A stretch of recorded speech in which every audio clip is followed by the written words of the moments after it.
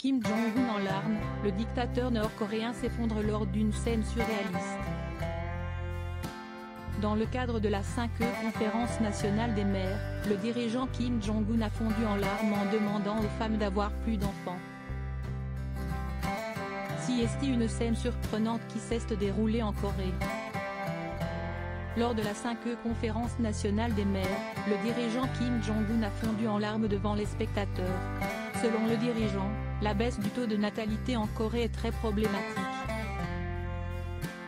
L'homme de 39 a demandé aux femmes nord-coréennes d'avoir plus d'enfants. D'après le Fonds des Nations Unies pour la population, 1,8 enfants par femme naîtraient en Corée du Nord d'ici 2023. Ce chiffre reste supérieur à celui de certains de ses voisins aux prises avec une tendance à la baisse similaire. Dans son discours très préparé relayé dans une vidéo, le dictateur s'essuyait les yeux alors qu'il s'adressait à la foule, rapporte le Mail Online. Prévenir une baisse du taux de natalité et bien s'occuper des enfants sont toutes nos tâches ménagères que nous devons assumer lorsque nous travaillons avec les mères, a-t-il expliqué. Il a ensuite rappelé aux femmes l'importance d'inculquer les valeurs de son parti communiste à leurs enfants. Kim Jong-un a ainsi affirmé que l'État devait encourager les femmes pour empêcher le taux de natalité de baisser et s'assurer des services aux familles, dont la garde d'enfants. Parmi les spectateurs se trouvaient de nombreuses femmes vêtues de vêtements traditionnels multicolores.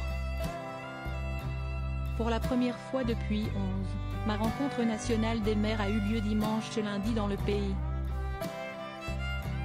Le parti de Kim Jong-un n'obtient pas 100% aux élections locales.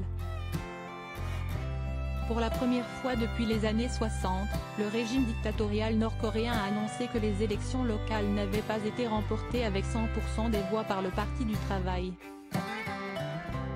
Parmi les électeurs qui ont pris part au scrutin, 99,91% ont voté pour les candidats aux assemblées populaires de province et 99,87% ont voté pour les candidats aux assemblées populaires des villes et des comtés.